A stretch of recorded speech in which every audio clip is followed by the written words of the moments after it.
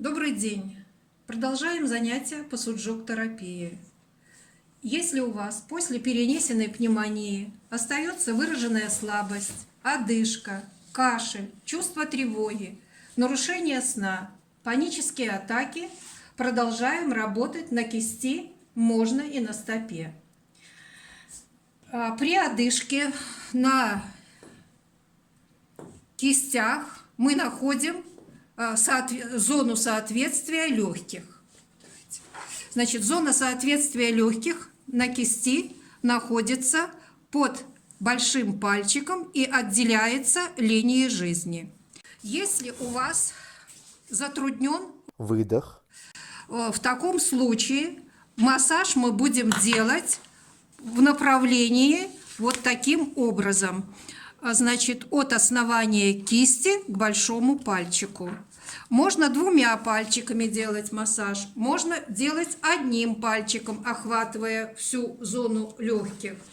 Это мы делаем в течение 3-5 минут. Можно это делать на обеих кистях. Кроме этого, неплохой массаж получается, если мы делаем вот таким специальным массажером, хорошенечко прогревая кисти в течение 3-5 минут. Таким образом мы массажируем зоны легких. Если же у вас затруднен вдох, то массаж будет делаться несколько иначе. Массаж мы должны будем делать по направлению от большого пальчика к основанию кисти, значит, одним пальчиком, вторым пальчиком можно одновременно делать массаж до ощущения тепла двумя пальчиками. Также следующим моментом, что мы можем сделать при одышке, значит, это будет на зоны соответствия легких, а вы их видите, вот они у нас на стопе, вот они у нас на кисти. Мы можем приклеить перцовый пластырь. Значит, берем перцовый пластырь, вырезаем кусочек подобно нашему легкому и клеим перцовый пластырь с одной и со второй стороны на точке соответствия легких. Вот таким образом. Пластырь может у нас оставаться в течение суток. На кистях, конечно, это сложно держать пластырь в течение суток. А вот на ножках, значит, со стороны стопы на точке соответствия легких, приклеив этот пластырь, одев носочек, мы можем продолжать с ним ходить в течение 2-3 дней. Следующий прием, который используется при одышке, это массаж диафрагмы на кисти. Диафрагма на кисти обозначена линией жизни. Значит, делается массаж по этой линии, независимо в какую сторону, значит, с усилием массажируем вот эту линию в течение 1-3 минут. Обязательно при одышке мы должны учесть, что, значит, активизировать работу почек. Мы уже с вами об этом говорили, что почки у нас находятся с тыльной стороны кисти между первым, вторым пальчиком и между 5 и 4 пальчиком. Первое, что мы можем сделать, значит, эти точки, вот они очень хорошо ощущаются, это такое углубление. Мы можем их в течение 1-2 минут промассажировать. Значит, 1-2 минуты на каждую кисть. Значит, вот у нас одна почка массажируется, вторая.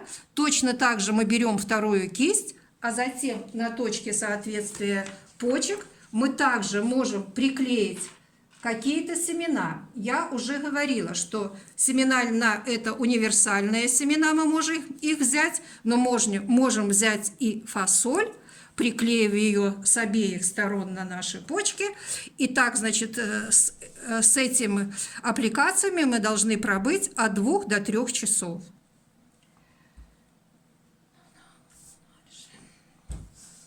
Следующее, о чем мы сегодня с вами поговорим, если у вас остается после перенесенной пневмонии длительный кашель.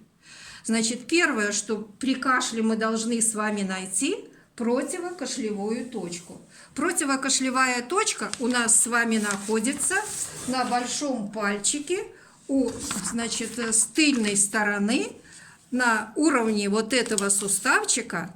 Значит, первое, что мы должны найти, самую болезненную точку. Для этого мы можем взять щуп, но поскольку щупа у нас может не оказаться, мы можем взять простую шариковую ручку, отыскать самую болезненную точечку в этой зоне, допустим, она у нас здесь, и также ее промассажировать в течение 30-60 секунд. А затем на эту точку мы должны также приклеить семечко. Желательно это будет семечко гречки. Оно будет выполнять роль массажера.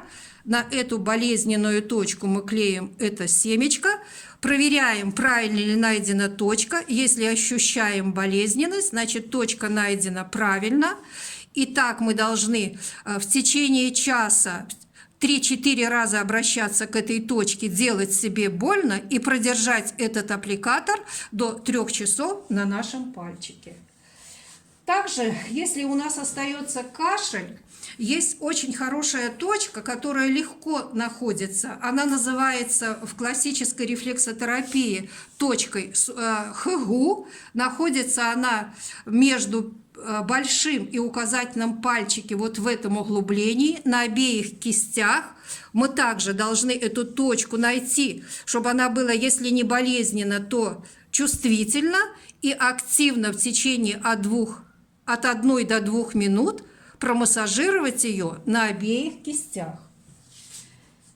На зону соответствия легких мы также можем поставить перцовый пластырь, так как мы с вами это делали в случае с одышкой.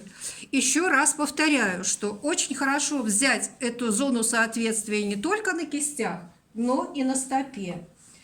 Если у нас кашель влажный, с трудно отходимой мокротой, значит, мы также можем сделать массаж по направлению от основания кисти к большому пальчику. Вот таким образом. Это сделать мы должны на обеих наших кистях. Спасибо за внимание.